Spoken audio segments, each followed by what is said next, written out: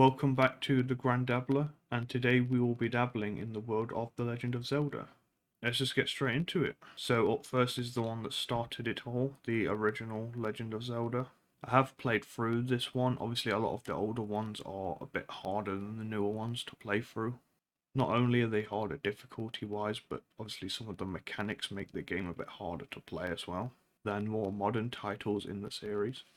I personally prefer this one to the second game, The Legend of Link, so I'm going to give this one a C, and I'll be giving The Legend of Link a D tier, unfortunately. I just can't get into it. I have tried to play The Legend of Link, but it's just not for me.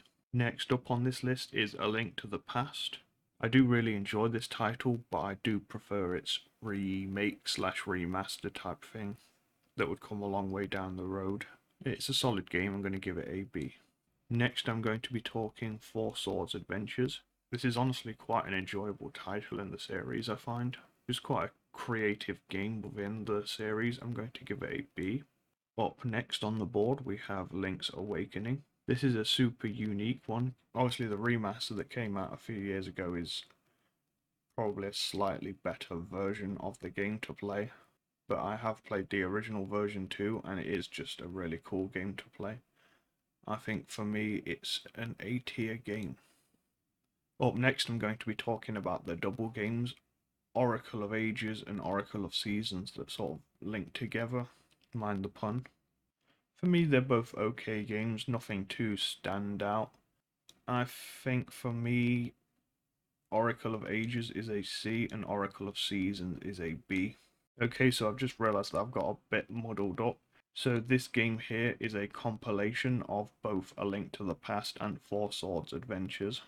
And to be honest, I didn't realise that existed, so I just haven't played that. Four Swords Adventures is this one, and it's a B for me.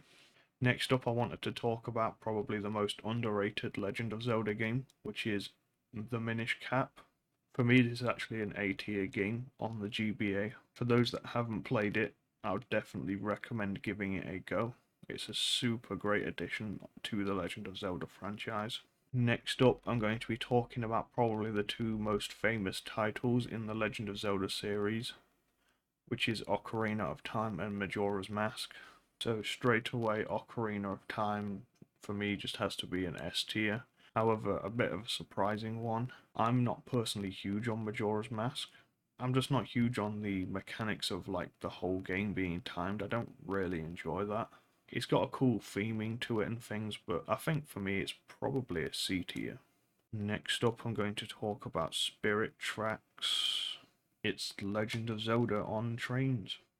It's certainly not a standout within the Legend of Zelda series, however I think it's a fairly solid game in my opinion. I'm going to give it a C. After that I'm talking Phantom Hourglass.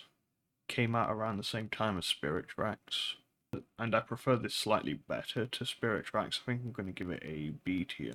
Up next I'm talking Skyward Sword. Pretty solid addition to the games. It's a bit more colourful and lively than a lot of the games look. However, I'm just personally not huge on the control mechanics with the Wii and stuff. It's just not for me. I'm going to give it a B. Next up is Wind Waker.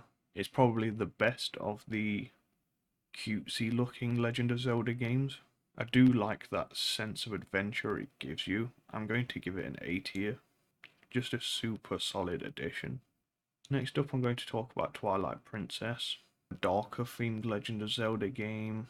I do enjoy this title, but probably not an S or A tier. Maybe looking around B for me. Yeah, I think B. I have never played Triforce Heroes, so that goes to the back. I think for me, A Breath of the Wild is just an incredible game in terms of just its pure exploration. It's not got the best story in the franchise at all, but I don't think you can look past giving it an S tier. And the last game I want to talk about in the series is actually A Link Between Worlds. The first time I ever played this, I really wasn't sure what to expect from the game, but I actually found myself replaying it over and over again, and I think in the end it actually became my favourite Zelda game ever. I love the idea of Link like turning himself into a painting and traveling between different worlds and things. It's just so amazing. I love the top-down perspective. I love the graphics of the game. Just yeah, for me, it is just the best Zelda game. I'm going to give it an S tier.